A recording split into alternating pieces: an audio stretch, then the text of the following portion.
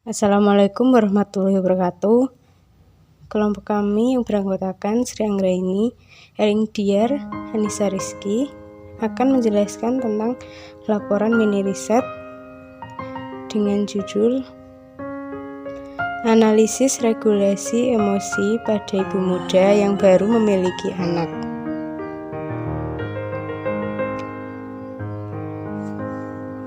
Baik, pembahasan kali ini adalah yang pertama, introduction, metode, hasil, diskusi, dan yang terakhir kesimpulan. Baik, yang pertama, introduction. Ibu muda. Menjadi seorang ibu adalah tugas perkembangan yang akan dijalani oleh perempuan dalam sebuah rumah tangga. Tentunya banyak sekali aktivitas yang akan dijalani dengan tujuan utama yaitu menjaga keberlangsungan keluarga. Salah satunya adalah merawat anak yang dilahirkannya. Emosi.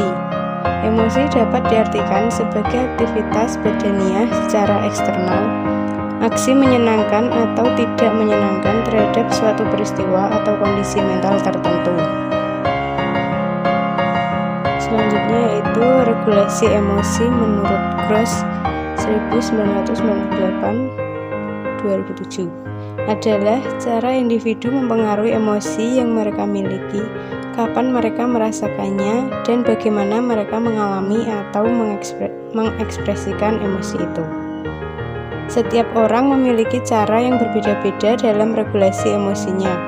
Menurut Gross, terdapat dua strategi regulasi emosi yaitu kognitif reappraisal atau penimbangan ulang kognitif dan expressive suppression atau penekanan secara sadar ekspresi emosi. Gross mengatakan terdapat 4 aspek yang digunakan untuk menentukan kemampuan regulasi emosi seseorang, yaitu A. Strategies to emotion regulasi atau strategi, B. Engaging in goal-directed behavior atau tujuan, C. Control emotional response, D. Acceptance of emotional response. Baik, selanjutnya mengenai metode. Jenis metode penelitian yang digunakan dalam penelitian ini yaitu menggunakan pendekatan kualitatif dengan menggunakan teknik observasi dan wawancara pada ibu muda berusia sekitar 20-25 tahun. Dalam penelitian ini, tindakan yang dilakukan adalah mengetahui terkait bagaimana regulasi emosi, faktor yang mempengaruhi regulasi emosi, serta strategi dalam mengatasi emosi pada ibu muda yang baru memiliki anak. Baik, selanjutnya adalah hasil penelitian. Berdasarkan wawancara bersama dengan 6 subjek ibu muda yang baru memiliki anak satu, ditemukan hasil bahwa terdapat perubahan regulasi emosi.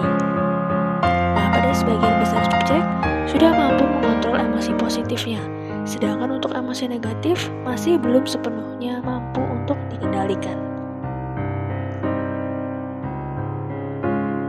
Dengan adanya perubahan status menjadi seorang ibu membuat subjek menyesuaikan diri terhadap tanggung jawab barunya. Ia juga menikmati peran sebagai ibu yang mana merawat anak untuk pertama kalinya, baik dibantu orang lain maupun tanpa bantuan orang lain. Ini menunjukkan bahwa regulasi pada ibu muda berjalan karena adanya tuntutan serta tanggung jawab yang dimilikinya. Selanjutnya, setelah tadi kita menyimak mengenai hasil dari wawancara serta observasi dari peneliti, kita masuk ke bagian diskusi. Nah, di sini faktor yang mempengaruhi dari regulasi emosi ada 3. Yang pertama ada hubungan antara orang tua dan anak, yang kedua umur dan jenis kelamin, kemudian yang ketiga hubungan interpersonal. Nah, dari faktor-faktor regulasi emosi yang disebutkan tadi, nah pada penelitian ini didapatkan adanya faktor pendorong yang mempengaruhi kemampuan dari ibu dalam mengendalikan emosinya serta merasakan lebih jauh mengenai perasaannya.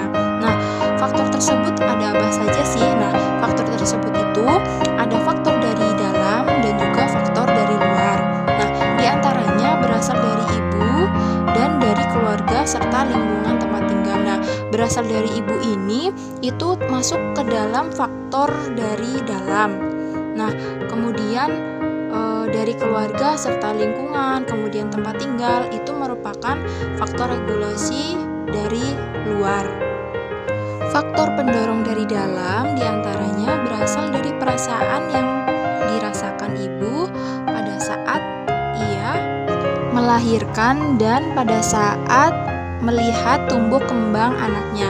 Selain itu, ada pula perasaan sedih yang juga merupakan faktor dari dalam, seperti ketika anak sakit, ibu itu dapat merasakan emosinya. Nah, dari kondisi seperti itulah naluri seorang ibu muncul sebagai wujud perhatian terhadap buah hatinya dengan belajar untuk mengendalikan emosi serta memfokuskan untuk merawat anaknya.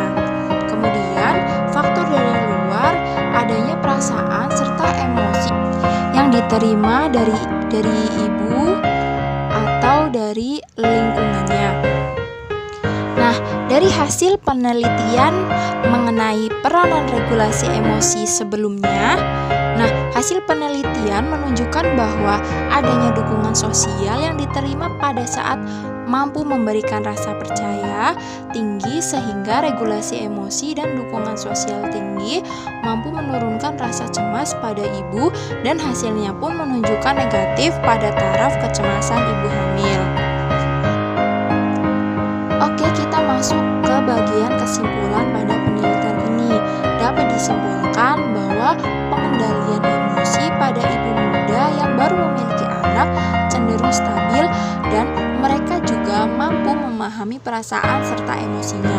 Meskipun begitu, perlu adanya dukungan dari berbagai pihak dalam membantu ibu memiliki regulasi emosi yang lebih baik.